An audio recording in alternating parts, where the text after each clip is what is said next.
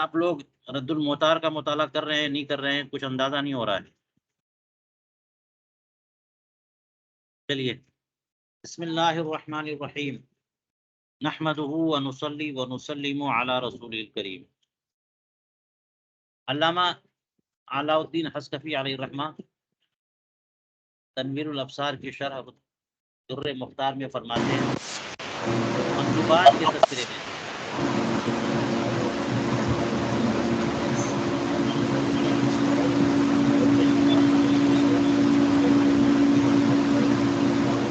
فرماتے والجمع بین نیت القلب و فعل اللسان، یعنی وضو کریں تو دل سے بھی نیت کریں اور زبان سے بھی نیت کریں۔ نیت قلب اور فعل لسان، زبان سے جو نیت کی جاتی ہے، دونوں میں جمع کرنا یہ جو ہے مستحب ہے۔ اسی کو علامہ حصکفی نے فرمایا کہ یہ هذه رتبۃ وسطی بین من سن التلفظ بالنیت ومن کرہہ لعدم نقلہ عن السلف۔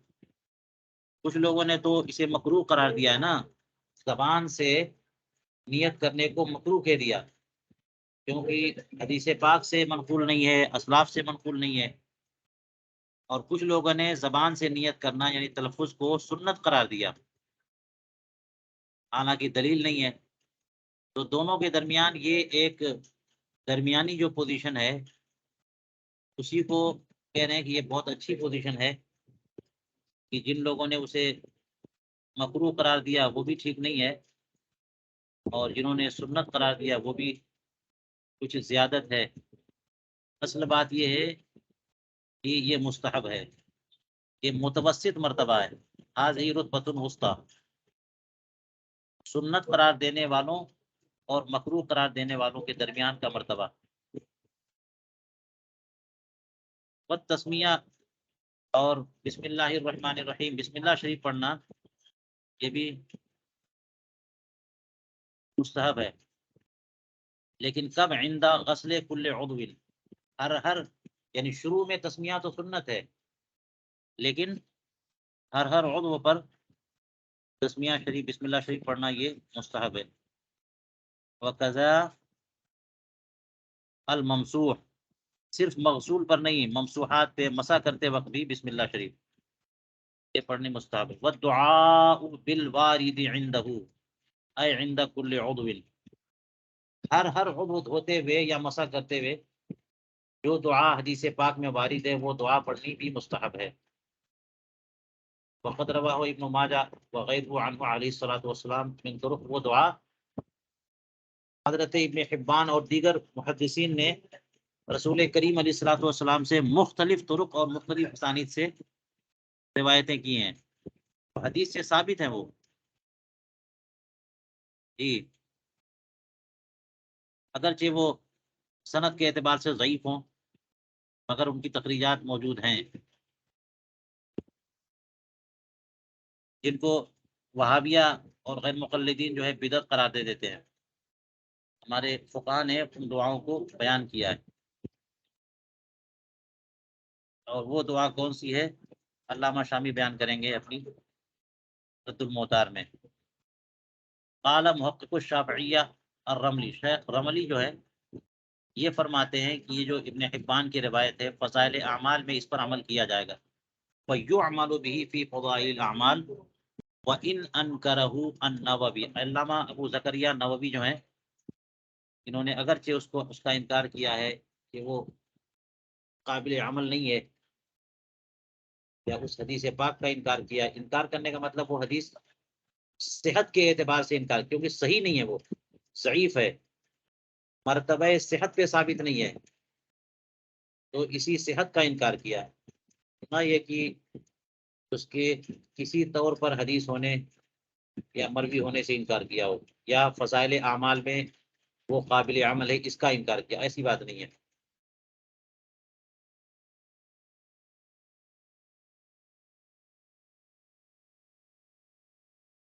علامہ حصکفی فرماتے ہیں کیونکہ یہ بات آ گئی ہے کہ ابن حبان کی روایت سے ثابت ہے، وہ اعضائے وضو دھلتے یا مسح کرتے وقت جو خاص خاص دعائیں ہیں، تو وہ حدیث تو ضعیف ہے، تو کیا ان دعاؤں کو پڑھنا چاہیے؟ تو یہ بھی بات ہے کہ فضائل اعمال میں ضعاف پر عمل کرنا چاہیے، مقبول ہے۔ ہاں، حلت و حرمت اور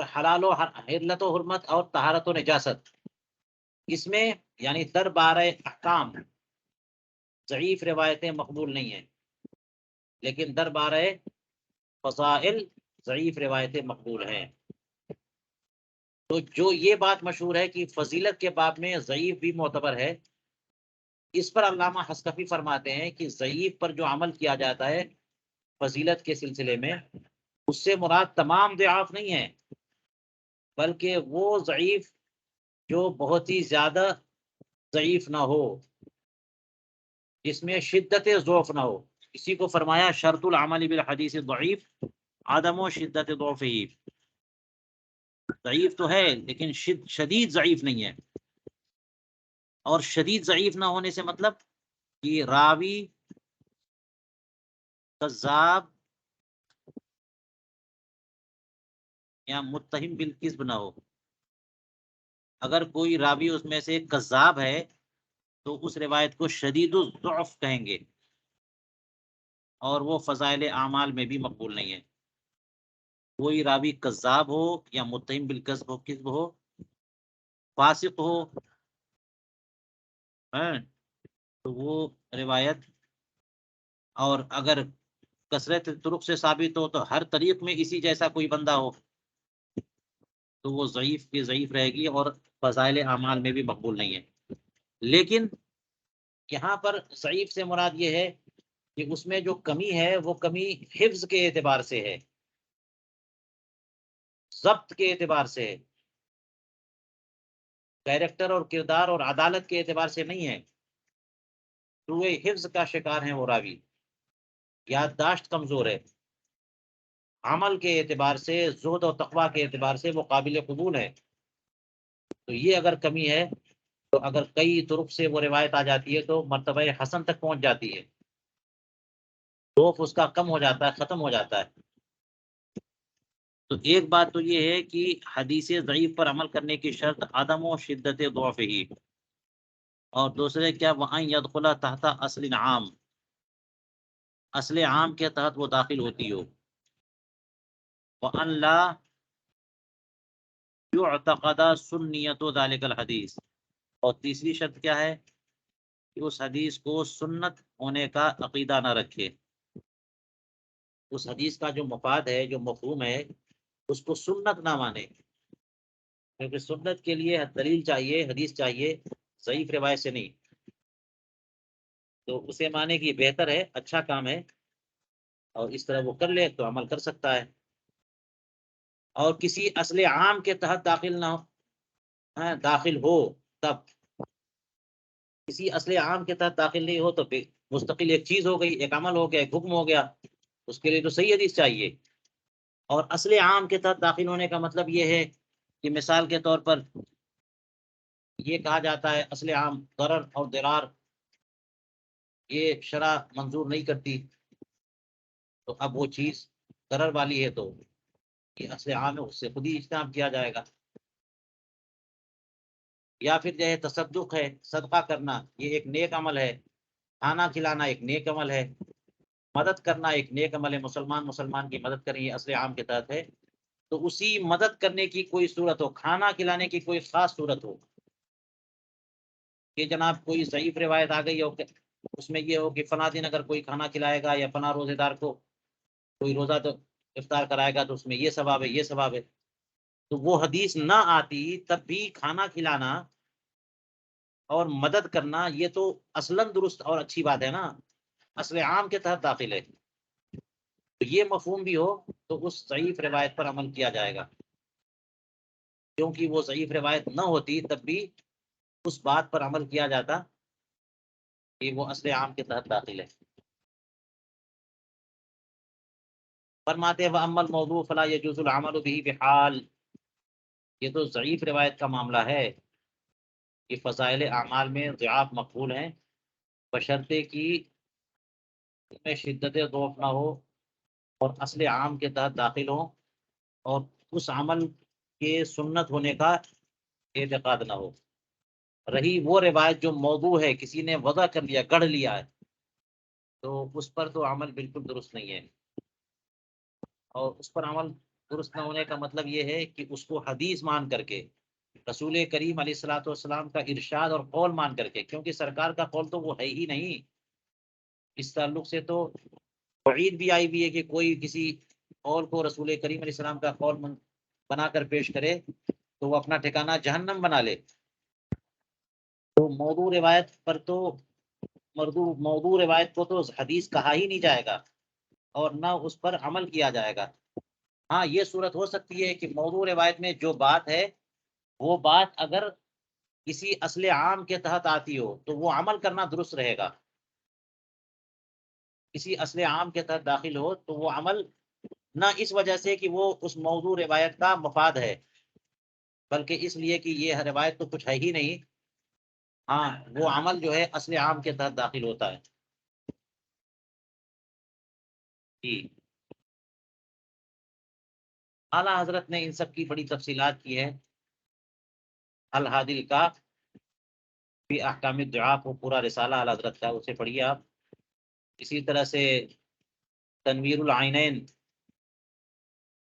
فی تقبیل الابہامین، یہ پورا رسالہ پڑھ لیجئے، اعلیٰ حضرت نے پوری تفصیل فرمائی ہے اور حق ادا کر دیا ہے اس بحث کا۔ تو فرماتے ہیں کہ اگر موضوع روایت ہے فلا یجوز العمل به بحال، کسی حال میں اس پر عمل جائز نہیں۔ یہاں پر میں نے ایک استثناء ذکر کیا، یعنی الا یہ کہ وہ بات کسی اصل عام کے تحت آتی ہو۔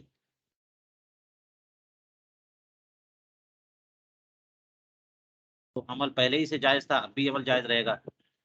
موضوع روایت آ جانے سے وہ عمل حرام تھوڑی ہو جائے گا۔ بہت سی موضوع روایتیں لوگوں نے گڑھ لی ہیں، اس کی وجہ سے وہ عمل حرام نہیں ہو جائے گا۔ وہ حدیث گڑھنا حرام ہے۔ فرماتے ہیں کہ نہ تو عمل جائز ہے ولا روایت ہو، اور نہ اس موضوع روایت کو بیان کرنا جائز ہے، الا اذا قرنا ببیان ہی، مگر یہ کہ جب اس کے بیان سے ملا دیں، جبکہ اس کے بیان سے، یعنی اس بیان سے ملا دیں کہ یہ موضوع ہے۔ بیان کرنا ہو تو یوں بیان کریں کہ یہ بات بیان کی جاتی ہے، رسول کریم علیہ السلام کی طرف منسوب کی جاتی ہے، حالانکہ یہ موضوع ہے۔ تو بغیر بیان کے، بغیر واضح کیے ہوئے کہ یہ موضوع ہے، آپ اس کو ایک روایت کے طور پہ، ایک حدیث کے طور پہ بیان کر دیں گے تو آپ بھی غلط کام کر رہے ہیں۔ جیسا کہ علامہ ابن حجر عسقلانی نے اپنی کتابوں میں، روایت کی کتابوں میں، اسی طرح سے جو ہے نا رجال کی کتابیں جو ہیں ان کی، ان میں کسی راوی کو بیان کرتے ہوئے ان کی وہ مرویات بھی ذکر کر دیتے ہیں جو ثابت نہیں ہے، لیکن بعد میں اس کو بیان کرنا ہوتا ہے۔ یہ مرویات ان کی ہے، لیکن اس میں یہ موضوع ہے، ان کی طرف منسوب ہے، یہ موضوع ہے۔ والصلاة والسلام علی النبی بعدہ اے بعد الوضوء۔ اب یہ تو بات بیچ میں آ گئی تھی،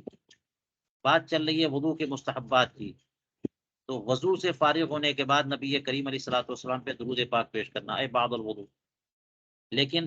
امام زیلعی کی تبیین الحقائق میں یہ ہے کہ بعد کل عضو، ہر عضو کے دھونے کے بعد درود شریف پڑھنا چاہیے۔ وَأَن يَقُولَ بَعْدُ، وضو کے بعد اے بعد الوضو، اے وضو، یہ کہنا، یہ دعا پڑھنی بھی مستحب، اللہم اجعلنی من التوابین واجعلنی من المطہرین۔ اور یہ بھی مستحب ہے کہ ان یشرب بعدہ من فضل وضوئہ، وضو سے بچا ہوا پانی پی لے، کمائے زمزم، جیسے کہ زمزم کا پانی پیتے ہیں، مستقبل القبلۃ قائما او قاعدا، قبلے کی طرف رخ کرتے ہوئے کھڑے کھڑے پی لے۔ علامہ حسکفی کہتے ہیں یا پھر بیٹھے بیٹھے پی لے، دونوں صورت اختیار ہے۔ وفیما عداہما، اور ان دونوں پانیوں کے علاوہ، یعنی مائے زمزم اور فضل وضو، وضو سے بچا ہوا پانی، انہی دونوں پانی کے بارے میں حکم ہے کہ کھڑے ہو کر کے پیے۔ لیکن ان کے علاوہ کسی اور پانی کو اگر کوئی کھڑے ہو کر کے پیے گا تو مکروہ تنزیہی ہے۔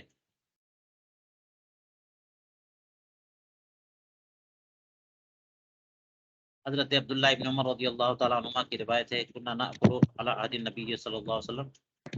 ونحن نمشی نشرب ونحن قیام، کہ حضرت عبداللہ ابن عمر رضی اللہ تعالیٰ عنہما فرماتے ہیں کہ ہم لوگ رسول کریم علیہ الصلوۃ والسلام کے زمانے میں چلتے چلتے بھی کھا لیتے تھے، کھڑے کھڑے بھی پی لیتے تھے۔ یہ روایت مشہور ہے،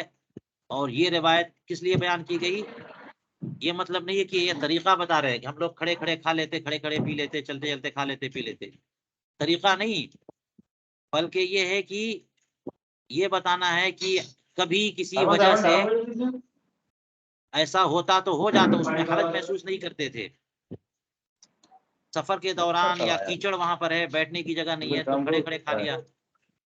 چلتے چلتے کھا لیا، کھڑے کھڑے پی لیا۔ یہ حرام نہیں ہے کہ اس سے ایسے اجتناب کریں جیسے حرام یا مکروہ تحریمی سے اجتناب کرتے ہوں۔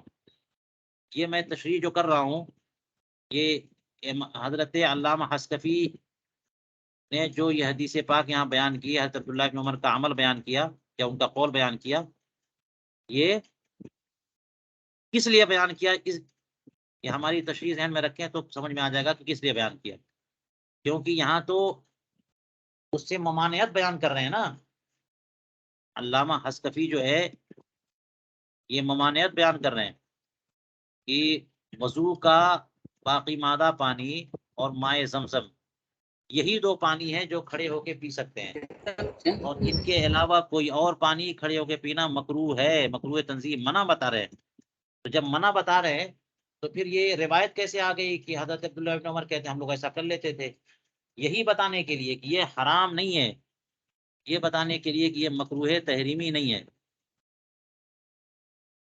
یہ مکروہ تحریمی نہیں ہے، ورنہ عبداللہ بن عمر کیسے فرماتے؟ یہ تنزیہی کی توجیہ کر رہے ہیں، یہ تنزیہی ہے، اور تنزیہی گناہ نہیں ہوتا، ٹھیک ہے۔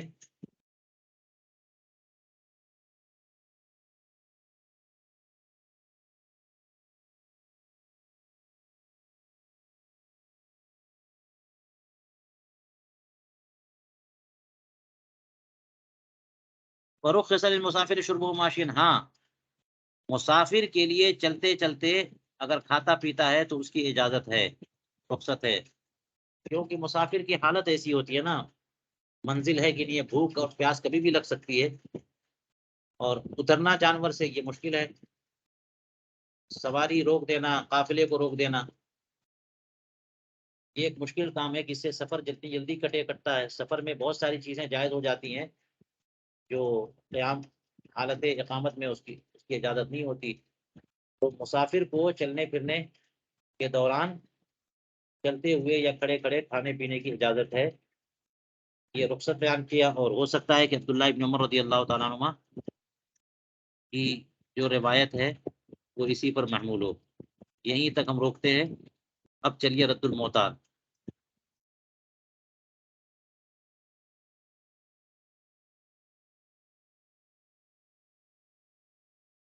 چلیے آپ لوگ بتائیے، سوالات کریے۔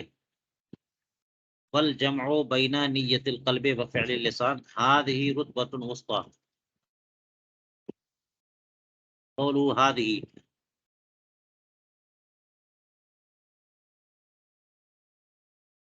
هذه سے مراد کیا ہے؟ الطریقہ التي مشى علیہ المصنف،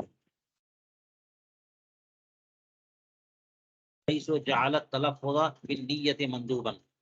لا سنتا ولا مکروہا، نیت تلفظ کے ساتھ کرنا اس کو نہ تو مکروہ قرار دیا نہ سنت بلکہ مندوب، اچھا طریقہ۔ تسمیہ شریف جو ہے بسم اللہ شریف پڑھنا یہ بھی مندوب ہے، کما مرہ اے من الصیغہ الواردہ، جو صیغہ گزرا ہے وہ مراد ہے۔ بسم اللہ العظیم والحمد للہ علی دین الاسلام، منیت المصلی میں اضافہ التشہد، بسم اللہ شریف بھی اور تشہد بھی، طبعا للمحیط و شرح جامع القاضی۔ حلیہ میں برا ابن عازب سے مروی ہے کہ نبی کریم علیہ السلام نے فرمایا، دیکھیے یہ روایت،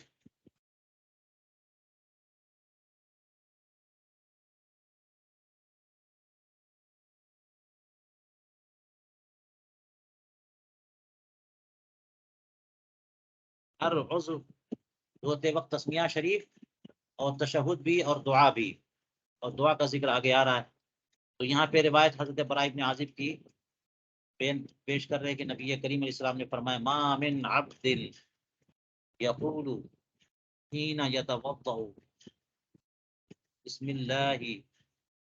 ثم یقول بكل عضو، ہر عضو دھوتے ہوئے پڑھے اشہد ان لا الہ الا اللہ وحدہ لا شریک لہ اشہد ان محمدا عبدہ ورسولہ، اتنا پڑھے۔ اور پھر اس کے بعد جب دعا سے وضو سے فارغ ہو جائے تو یوں دعا پڑھے اللہم اجعلنی من التوابین واجعلنی من المتطہرین۔ جو شخص بھی ایسا کرے گا، شروع میں فرمایا تھا ما من عبد یقول،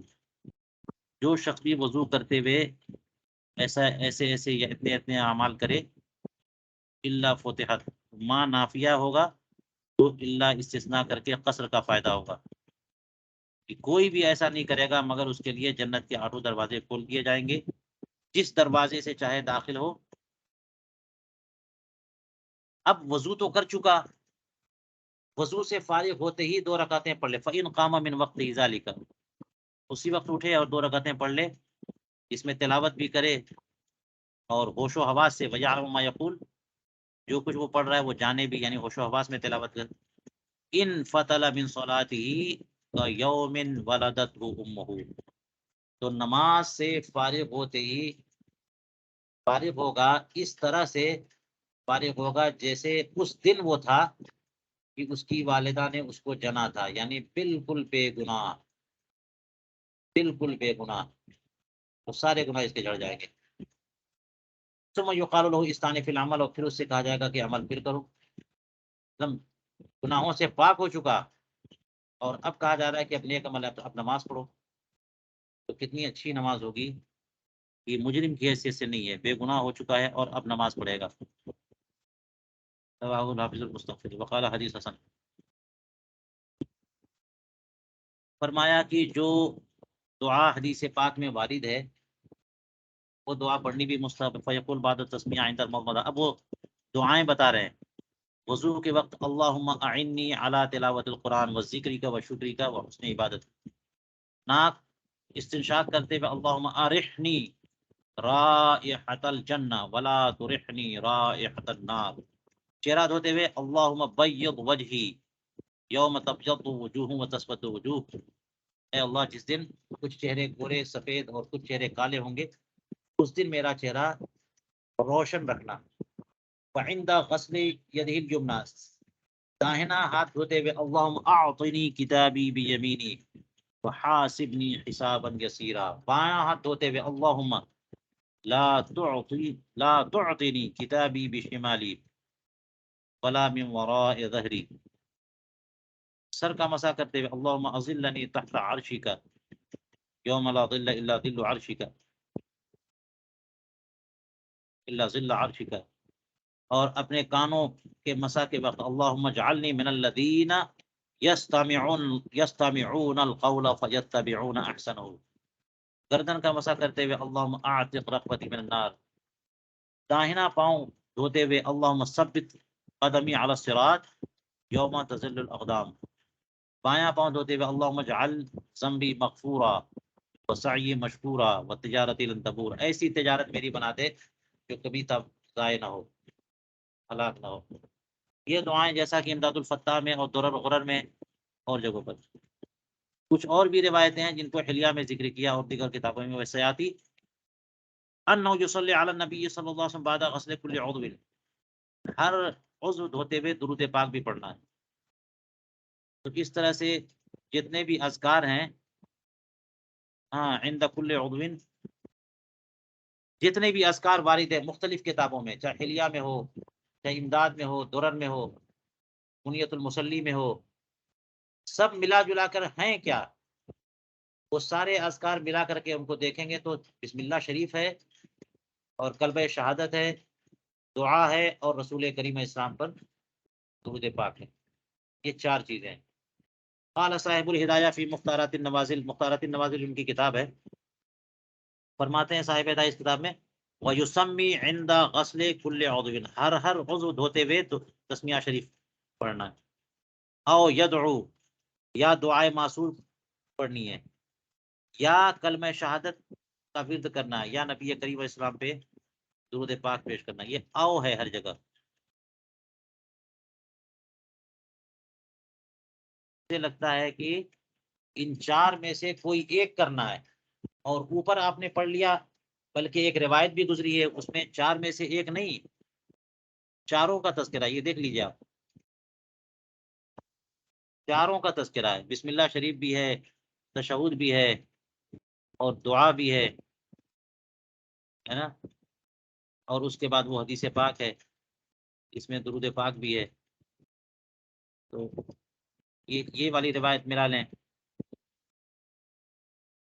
اور یہ والی بات صاحب ہدایہ نے کہ بھائی صلی علی نبی، درود پاک بھی ہے.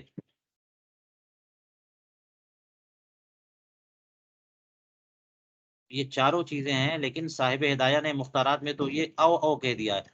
یعنی اس کا مطلب کہ مندوب ہے کہ ان میں سے کوئی ایک ہی پڑھے. لیکن حلیہ میں نے دیکھا علامہ شامی کہہ رہے ہیں، مختارات سے انہوں نے نقل کیا تو بالواو کیا انہوں نے، یعنی وَيَدْعُو، او یدعونی وَيَدْعُو، اور باقی نسخوں میں او کے ساتھ ہے. حلیہ نے مختارات سے نقل کیا تو واو کے ساتھ. اور جو راجہ تو ایک مسئلہ ہے، اس پہ مراجعت کرنی چاہیے، دیکھیے کیا ہے. تو مراجعت جو بھی کریں آپ کریں، لیکن حاصل اور خلاصہ یہ ہوگا کہ بہتر ہے کہ او کے بجائے واو والی بات پر عمل کریے، کیونکہ حدیث پاک میں صرف ایک ذکر پر، ایک پر اکتفا نہیں کا ذکر، اکتفا نہیں ہے، بلکہ ایک سے زائد عمل کی تلقین فرمائی. تو بہتر یہی ہے کہ او کے ساتھ اس سے سمجھا جائے. من طرق، یہ جو کہا تھا نا کہ حدیث جو ان دعاؤں کے تعلق سے وارد ہے وہ کئی طرق سے ہے. کئی طرق سے ہونے کا مطلب یہ ہے کہ یہ حدیث حدیث ضعیف، اگر کوئی روایت اگر ضعیف ہوتی ہے تو تعدد طرق سے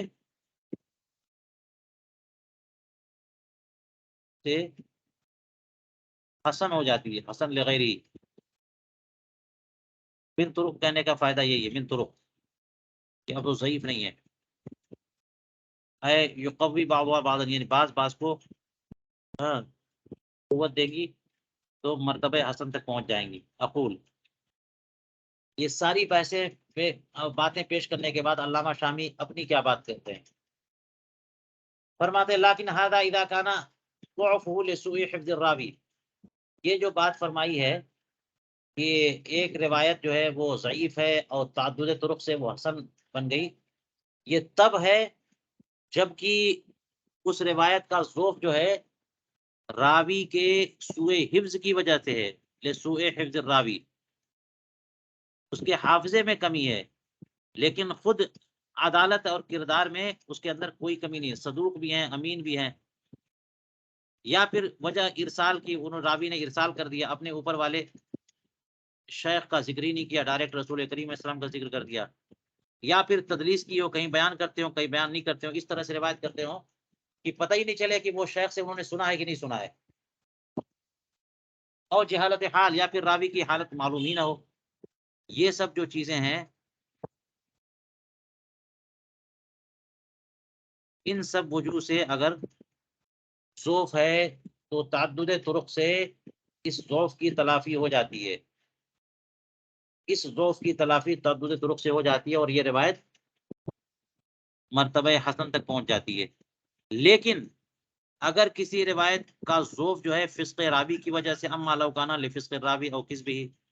راوی فاسق ہے، بے عمل ہے، جھوٹا ہے، یا متہم بالکذب ہے، ولا یؤثر فیہ موافقۃ مثلہ لہ، تو اس جیسے اور بھی جھوٹے لوگ اس کی موافقت کرنے لگ جائیں اس روایت میں، تو اس سے اس روایت پہ کیا اثر پڑے گا؟ وہ روایت تو جہاں تھی وہیں رہ جائے گی، ضعیف تھی ضعیف رہ جائے گی، حسن تھوڑی بن جائے گی. ایک راوی ایسے ہیں کہ وہ متہم بالکذب ہیں یا کذاب ہے، اور اسی طرح سے اور بھی سندوں سے وہ روایت مروی ہے، لیکن جتنے بھی راوی ہیں سب میں کوئی نہ کوئی کاذب یا کذاب موجود ہے. تو پھر وہ جیسی تھی ویسی رہ جائے گی، وہ کبھی نہیں ہوگی۔ ولا یرتقی بذلک الحسن، حسن کے درجے تک نہیں پہنچ سکتی، جیسا کہ تقریب اور شرح تقریب میں سرات۔ لہٰذا ایسے موقع پر وحینئذ یحتاج الی الکشف عن حال الراوین لہذا الحدیث، اس حدیث پاک کے راویوں کی حالت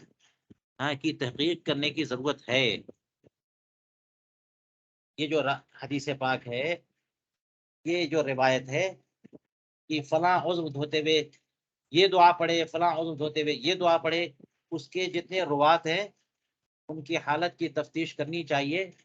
کہ کوئی کذاب یا متہم بالکذب تو نہیں ہے۔ لیکن علامہ شامی کہتے ہیں لیکن ظاہر عملہم بھی، لیکن تمام فقہاء نے، علماء نے، ہمارے اولیاء کرام نے اس حدیث پاک پر عمل تو کیا ہے نا۔ فقہاء نے یہ دعائیں نقل کی ہیں اپنی کتابوں میں، اس کا مطلب یہ ہوا کہ اس ضعیف روایت کو قابل اعتنا سمجھا ہے،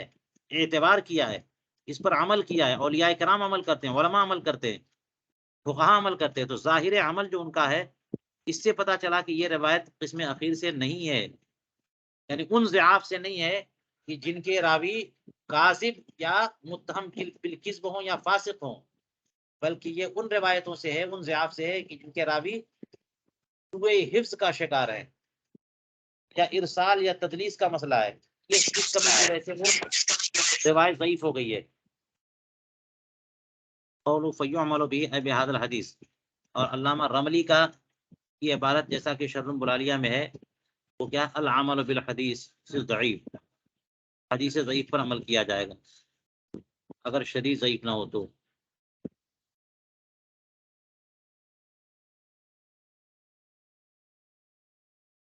قوله فی فضائل الاعمال اے لاجل تحصیل الفضیلۃ المترتبہ على الاعمال، علامہ ابن حجر شرح 40 میں فرماتے ہیں لأنه ان كان صحیحا فی نفس الامر فقد اعطی حق من العمل، اگر صحیح ہو نفس الامر میں، پتہ تو نہیں ہے بھائی، راوی اگر کوئی جھوٹا ہے تو یہ بات تو معلوم ہے نا کہ ان الکذوب قد یصدق، کہ جھوٹا بھی تو کبھی کبھی سچ بول دیتا ہے، اور یہ جھوٹے کی بات ہو گئی۔ ہم جھوٹے کی بات نہیں کریں گے، ہم اس راوی کی بات کریں گے جن کے حافظے میں کمی ہو، بھولنے کا معاملہ ہو چکا ہو، تو اب وہاں احتمال ہو جاتا کہ ہو سکتا ہے وہ بھول گئے ہوں اور اس روایت میں غلطی ہو گئی ہو، حضور نے ایسا نہیں فرمایا، یا ہو سکتا ہے اگرچہ وہ بھولے ہیں تو کیا مطلب ہر چیز بھول گئے، ہو سکتا ہے کہ وہ روایت صحیح کر رہے ہیں، تو اس لیے فرمایا کہ اگر نفس الامر میں وہ بات درست نکلی تو اس پہ عمل ہی تو ہوا، اس کا حق تو ادا کیا گیا، اور اگر وہ روایت درست نہ نکلی تو پھر مسئلہ کیا ہے، یہ کسی عمل کی فضیلت حاصل کرنے کے لیے ہی تو عمل کیا ہے، وَإِلَّا لَمْ يَتَرَتَّبْ عَلَى الْعَمَلِ بِهِ مَفْسَدَةُ تحلیل ولا تحریم ولا ضیاع حق الغیر ولا ضیاع حق للغیر، نہ تو کسی حلال کو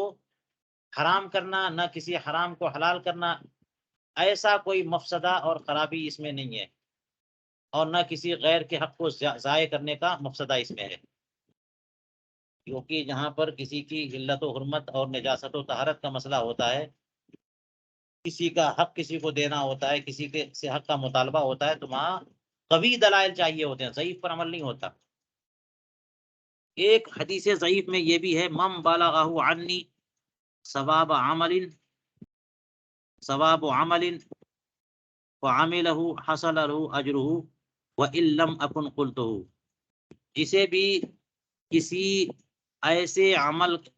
میری طرف سے کوئی کسی ایسے عمل کا ثواب پہنچے، یعنی ثواب کی خبر پہنچے اور اس پر وہ عمل کر لے جائے، تو اس کو اس کا اجر حاصل ہو جائے گا اگرچہ وہ قول میں نے نہ کیا ہو۔ میری طرف سے کسی نے خبر دے دی کہ میں نے یہ کہا ہے کہ اگر کوئی یہ عمل کرے گا تو اس کو اتنا ثواب ملے گا، اور وہ سن کر کے وہ عمل کر بھی لے جائے تو اس کو ثواب مل جائے گا اگرچہ میں نے نہ کہا ہو۔ یہ دیکھیے، اس سے تو یہ سمجھ میں آتا ہے نا کہ ضعیف حدیث جو ہے اگر بالفرض وہ ثابت نہ ہوئی اور سرکار نے نہیں کہا ہے، مگر چونکہ ثواب کے حصول کی بات ہے، فضیلت کے حصول کی بات ہے، تو سرکار فرمانے کہ اسے فضیلت مل جائے گی اگرچہ میں نہیں کرا، اس لیے ضعاف کو حق عمل میں اور حق فضائل میں معتبر مانا جاتا ہے۔ وَإِنْ أَنْكَرَهُ النَّوَوِي، علامہ رملی نے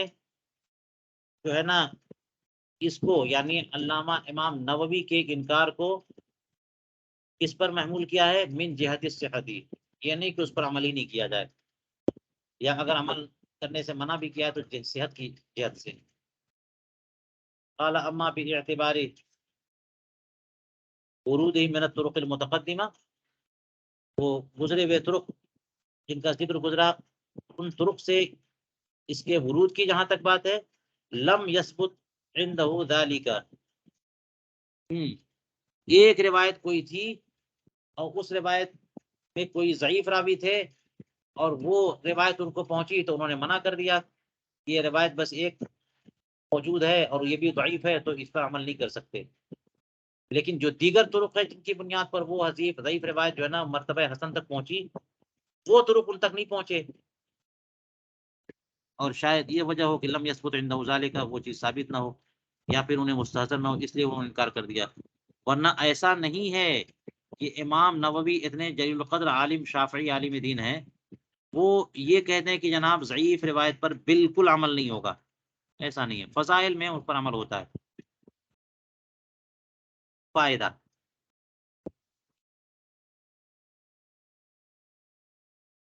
فرماتے ہیں کہ شرط العمل سے لے کر کے موضوع کی آخر تک، معمر موضوع یہاں تک، یہ فرماتے ہیں کہ یہ شیخ رملی کے کلام سے ہے۔ عدم و شدت ضعف ہی شدید الضعیف، علامہ شامی کہتے ہیں وہ روایت ہے الذی لا یخلو طریق من طرق عن کذاب،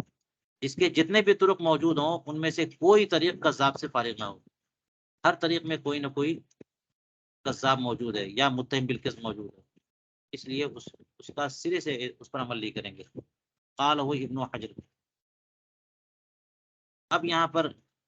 فرماتے ہیں کہ علامہ شامی مقتضى عملهم بهذا الحدیث انه ليس شدید الضعیف شدید الضعف، چونکہ فقہا نے علماء نے اس حدیث پاک پر عمل کیا ہے تو اس کا مقتضا یہ ہے کہ اس کا مطلب ان کے نزدیک یہ روایت شدید الضعیف شدید الضعف نہیں ہے، بہت زیادہ ضعیف نہیں ہے، فطرقه ترقیه الى الحسن، تو اس کے متعدد طرق اور اسانید جو ہیں اسے درجہ حسن تک اوپر لے جائیں گے۔ فرمایا تھا کہ ضعیف روایت پر عمل کرنے کی شرط یہ ہے یہ ہے یہ ہے، تین باتیں بتائی تھی، اس میں سے ایک کیا ہے، ان لا یعتقد سنیت ذلک الحدیث، اس عمل کو سنت نہ مان لے، یعنی حدیث سے مراد اس حدیث پر عمل کو سنت۔ اور علامہ سیوطی کی عبارت شرح تقریب میں الثالث ان لا یعتقد عند العمل بہی ثبوتہ، جب عمل کرے تو یہ نہ مان لے کہ وہ چیز ثابت بھی ہے، بلکہ یہ سمجھ کر کے عمل کرے کہ احتیاط اسی میں ہے، اگر یہ چیز ثابت ہو گئی حقیقتاً عند اللہ اور میں نے عمل نہیں کیا تو پھر برا مجھے لگے گا، تو احتیاط یہ ہے کہ اس پر عمل بھی کر لیا جائے۔ اور ایک قول اس سلسلے میں یہ ہے ضعیف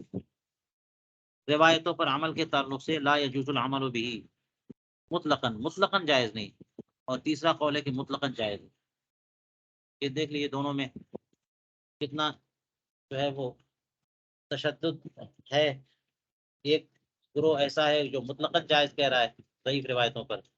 ایک گروہ وہ ہے جو مطلقاً ناجائز کہہ رہا ہے،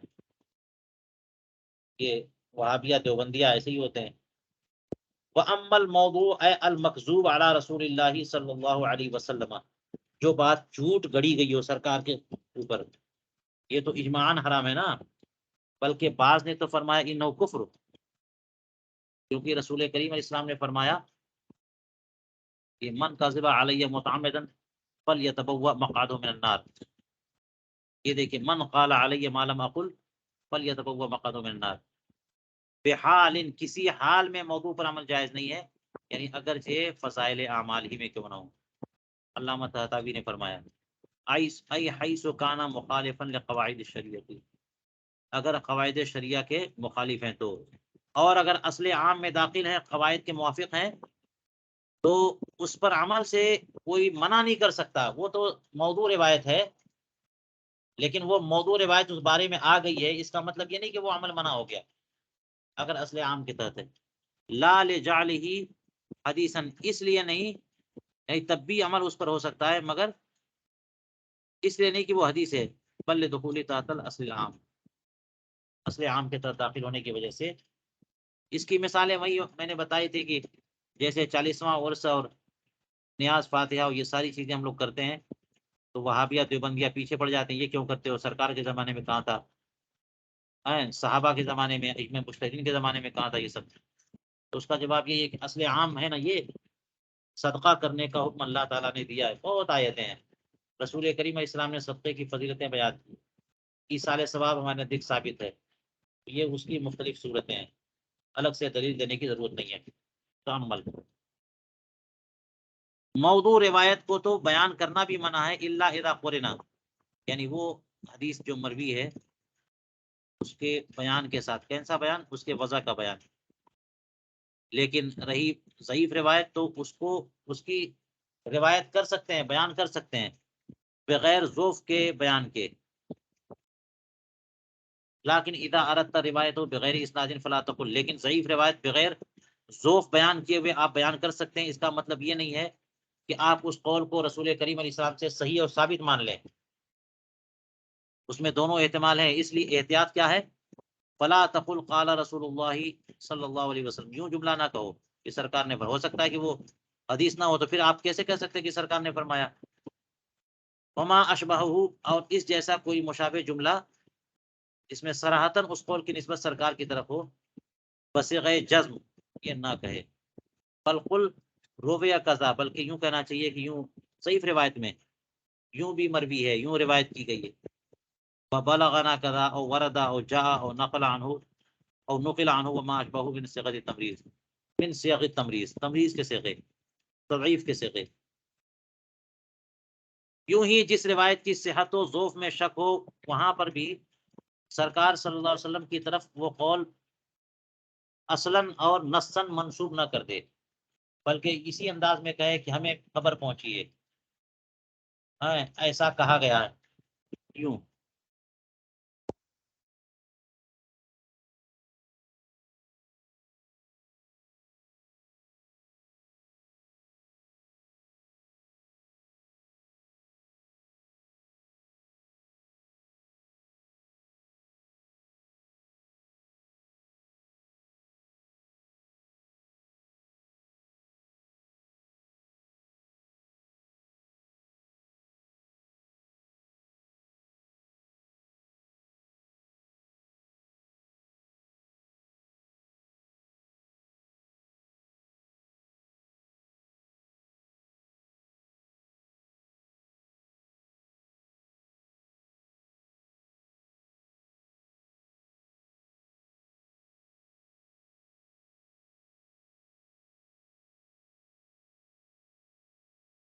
چلیے آج یہیں روکتے ہیں۔